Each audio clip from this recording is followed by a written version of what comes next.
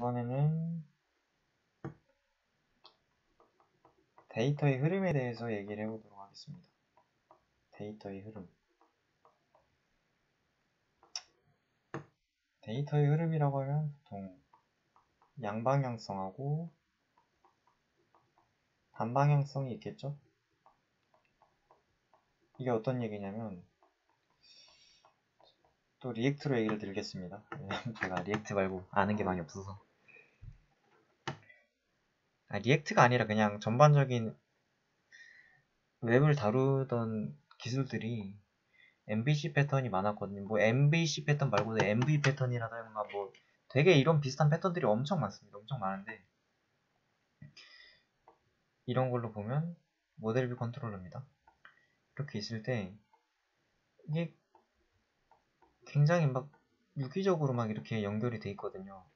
이게 양방향적으로.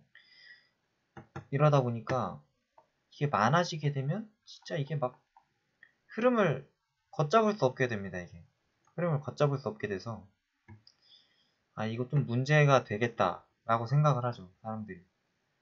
그리고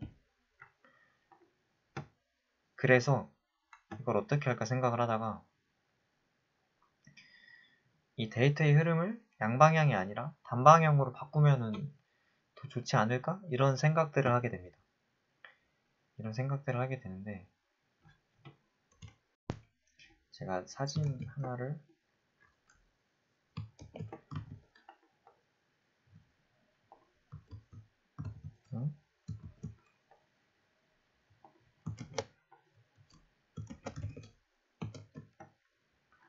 붙여넣기가 안 될까요? 잠시만요. 그래서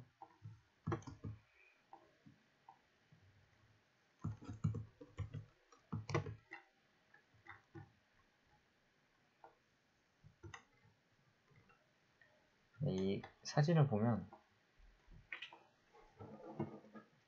이게 새로운 패턴의 흐름이거든요. 이게 뭐 이거는 플럭스 패턴인데, 이게 어떻게 되는 거냐면, 기존에는 모델뷰 컨트롤러가 있었다면 이번에는 그 뷰에서 액션을 일으킵니다. 액션을 일으키면 디스패처를 거쳐서 스토어로 가게 되죠. 그리고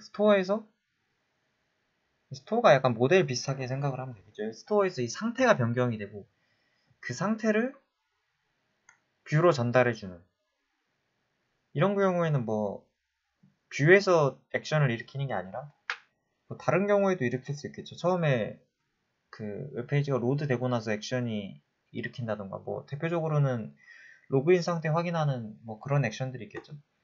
그런 거를 통해서 이렇게 하게 되면 이게 흐름이 단방향으로 바뀌게 됩니다.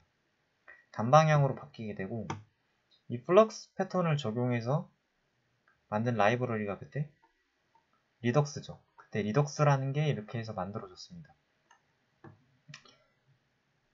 전역 상태 라이브러리로 많이 알려져 있죠. 이 스토어에서 상태 값을 관리하고 뷰로 전달을 하는 겁니다. 일단 이렇게 해서 단방향 흐름으로 되게 됐고요. 그리고 이거를 요즘에 리액트랑 많이 적용을 하죠. 그러면은 양방향 흐름은 안 좋은 건가? 라고 생각할 수가 있는데, 그렇지만은 않습니다. 사실 양방향으로 하게 되면 굉장히 편리하죠.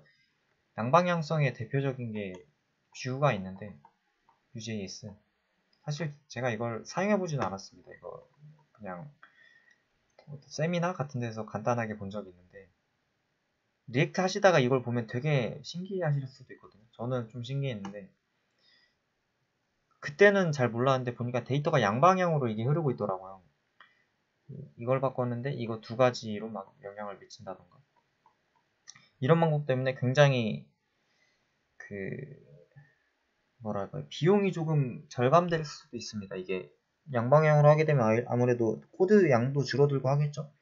근데 단점이라고 하면 방금 말했듯이 흐름을 파악하기가 어렵다, 이런 게 문제가 되겠죠. 그래서 리액트는 현재 단방향으로 하고 있죠. 그리고 이 리덕스도, 이 패턴이 사실 뭐 리덕스 패턴이긴 하죠. 리액트랑 리덕스를 꼭 같이 써야 되는 건 아닙니다. 전역 상태 라이브러리에는 리덕스 말고도 다른 여러 가지가 있고, 이건 다음 시간에 말씀을 드릴 거고. 그래서 이 데이터의 흐름이 굉장히 중요한데, 프로젝트를 만들 때도 마찬가지입니다. 제가 했던 프로젝트를 예로 들면 페이지스가 있고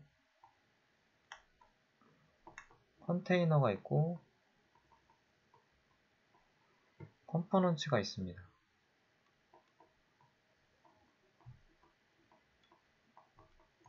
간단하게만 말씀드리겠습니다. 그리고 여기 뭐 스토어도 하나 만들까요? 스토어. 물론 더 여러 가지가 있겠지만 간단하게만 얘기를 하면 이렇게 있는데, 이 페이지에서는 말 그대로 뭐 더 하나 나누자면은 뭐 앱하고 앱만 하죠. 인덱스도 있는데, 뭐 앱에서 보통 브라우저 라우터를 뭐 인덱스에 넣어줄 수 있겠죠. 여기서 브라우저 라우터에 뭐 스위치 넣어서 렌더링을 해주겠죠. 렌더링을 하게 되면 이 URL로 이동을 하게 되면 이 페이지가 렌더링이 되고, 이 페이지에 있는 컨테이너 또는 컴포넌트들이 이렇게 합쳐져서 뭐 이렇게 합쳐질 수가 있고, 이렇게 합쳐져서 그려지는 거죠. 이렇게 이 데이터의 흐름이 단방향적으로 보이죠. 이렇게 되고 컨테이너로 가고, 컨테이너로 가게 되면 저는 일단 뭐 리덕스를 예를 들면 뭐 유즈 셀렉터라던가 디스패치 같은 거를 여기서 가져오죠. 여기서 뭐 액션을 일으킬 수도 있고,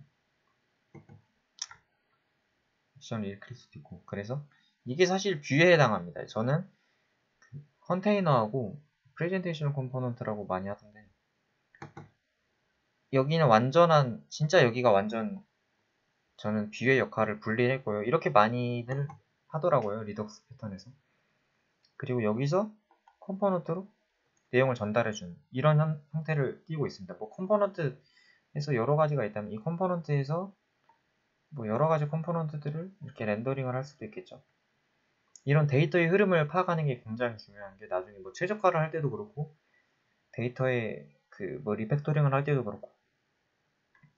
그리고 이때 너무 뎁스가 많아지는 걸 저는 개인적으로 선호하지 않습니다. 그러면은 코드를 나중에 볼 때 보기가 되게 힘들더라고요. 그래서 최대한 뎁스는 뭐 어쩔 수 없는 경우도 있겠지만 최대한 줄이는 걸로 저는 하는 거를 추천드리고 싶고요. 그래서 이렇게 데이터의 흐름을 리액트를 사용하고 있다면 데이터의 흐름에 항상 신경을 쓰면서 프로젝트를 만들어야 된다고 저는 생각하고 있습니다.